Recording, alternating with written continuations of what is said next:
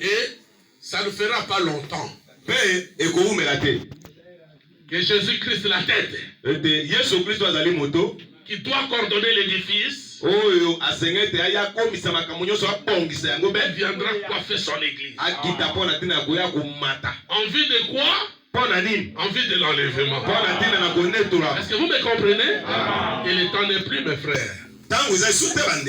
Notre âge, comme nous l'appelons, c'est l'âge de l'affection fraternelle. Comment nous avons laissé au diable de nous arracher l'affection fraternelle pour placer en nous la haine fraternelle. C'est vraiment terre à terre. Terre à terre. La haine fraternelle. Et nous construirons quel tabernacle? Nous construirons quel tabernacle? Nous construirons tabernacle.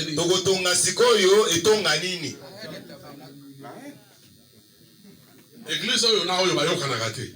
On passer na okuna bayokana kate. So otundi bayokana te poni boze pe église ekese. Na okuna linga konja okuna. Okuna monite ya leki okuna na mayele. Okuna ye ne ba enseignement de leki ya moninga. On so enseignement de leki ya ngai. Et ça la ngani. Amen. Oya yo malamu kutele kata ngai. Peut-être ngana ko mekola yo. Et ça lini. Ote pasteur na biso ndi aleki ba pasteur nyoso. Et salinini. Ba frère, boye ba ko banaliser makambo mosusu. Boye ba ko kutola. Tangisa ya motina.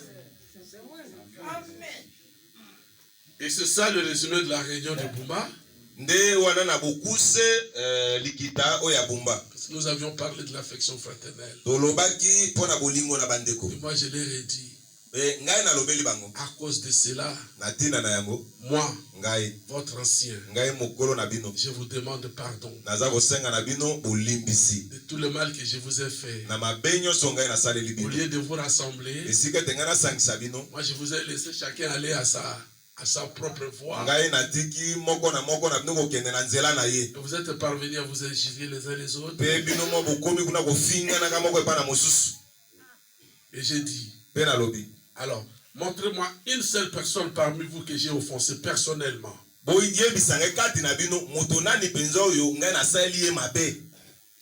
Rien. Oh non, parce que tu avais fait ceci à tel pasteur là. J'ai dit, mais vous connaissez le problème de ce pasteur là. Je ne peux pas citer le nom ici. Vous savez vous-même ce qu'il avait fait, ça.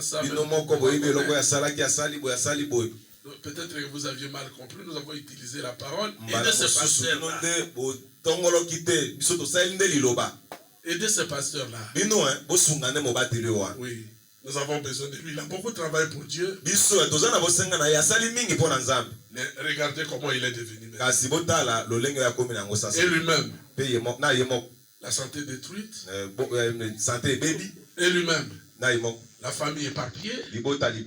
Avec tout ce qu'il a maintenant. Aidez-les. Nous avons besoin de lui. Si vous l'aidez et qu'il accepte, moi je suis présent. Je vais l'aider. On va prier pour lui. Voilà. Alors, qui est-ce que j'ai offensé personnellement? Vous savez ce qu'ils ont dit? Pasteur, moi, depuis ce temps-là, à cause de ces frères-là, c'est moi qui t'ai haïssé. Maintenant, je t'ai compris. Je t'aime, j'ai encore beaucoup plus confiance en toi. Et la réunion s'est soldée en pleurs. Les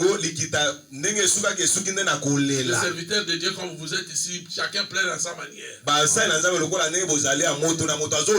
Les gens se sont demandé pardon mutuellement. Là-bas, c'est un endroit très difficile, délicat. Mais le Saint-Esprit était descendu. Et les gens se sont embrassés. Ceux qui ne pouvaient pas s'embrasser, ceux qui ne pouvaient même pas se saluer.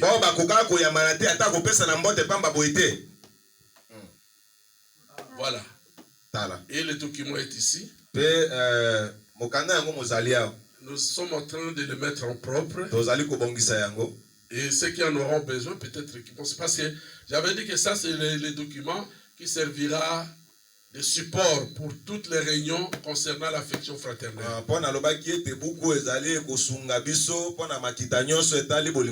Oui, parce que c'était un travail très bien élaboré. Là-bas à Bumba. En tout cas, je ne saurais pas faire ça avec vous ici. Parce qu'on avait pris là 3 jours d'affilée. Mais mon conseil pour vous est que vous puissiez retourner à l'affection fraternelle. Et même celui que vous pensez qu'il peut vous tuer. Et même celui qui vous injurie. Aimez-les. Et aimez-vous les uns les autres. Aimez vos anciens. Et respectez-les en tant que tels. Et anciens. Aimez aussi vos frères. Vos pasteurs. Ceux que Dieu a placés entre vos mains pour les aider. Oui. Nous n'avons pas un pouvoir d'évêché. Nos évêchés n'ont pas de pouvoir dominateur. Biso koyangela na biso ezali na nguya ya kokonza te. Non. Seulement l'amour. Biso tozotalisa bobele bolingo. Et l'amour c'est une loi qui est efficace plus que toutes les autres lois. Frère Branham dit l'arme la plus puissante entre les mains de Dieu c'est quoi?